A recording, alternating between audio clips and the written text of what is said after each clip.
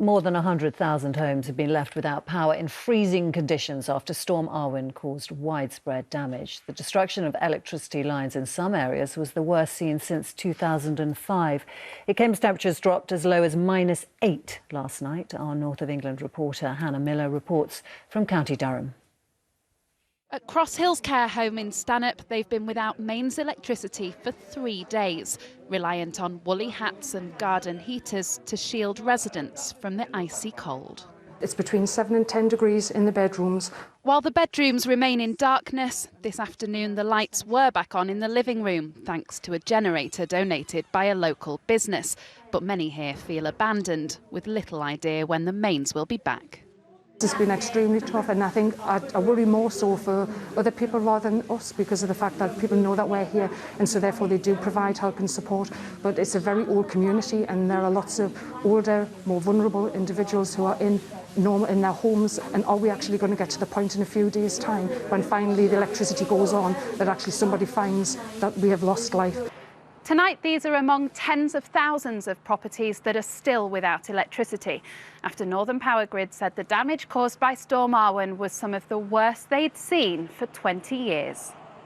And as the snow cut off the highest pub in England, it caused disruption of a different kind. Take care. Safe journey home. Bye. People who'd come for a gig on Friday finally able to leave this morning after their night out turned into a long weekend away. Unfortunately, my boss has been very understanding, but he did say it's one of the most unusual excuses he's ever had, but he's accepted it.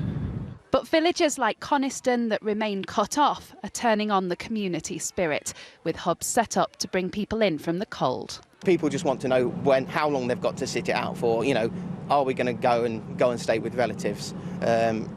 Should we batten down the hatches for a little bit longer? Engineers have been drafted in from across the country to get the electricity grid back up and running, with a warning a permanent fix will take weeks. The storm may have passed, but the damage it has caused will take much longer to repair. Hannah Miller, ITV News. 60 customers and staff have finally emerged after 3 nights marooned in Britain's highest pub.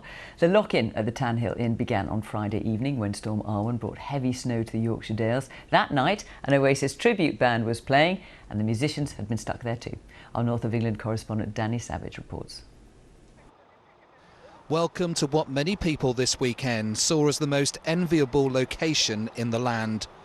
At the Tan Hill Inn, they sorted their priorities by digging through the snowdrifts to the front door and then locking it.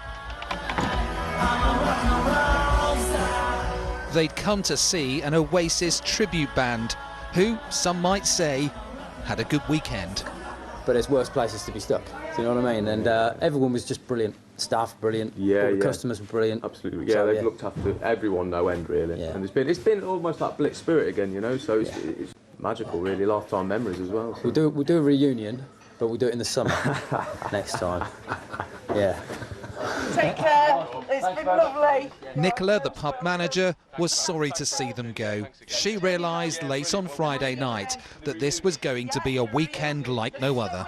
So the drifts were causing most of the issues more than anything, rather than just it being the snow. And I thought, yep, these people are not going home. We've been doing karaoke, watching movies, playing board games, pub quizzes, chilling out. Today, the road out just about became passable, and a 4th night at the inn was avoided. Lots of people saying this must have been the best weekend of your life, locked into a pub for 3 nights. Has it been? It's heaven. It's something I'll never ever forget. What was it like with a load of strangers stuck in a remote pub? Well, it was just fantastic community spirit, honestly. Really good. That talking about having a reunion, I'm not sure I'll be back. And so they dispersed 3 days later than planned, but what a weekend they had. Danny Savage, BBC News, Tan Hill. I particularly like the guy saying that they might have a reunion. I'm not sure I'll be back.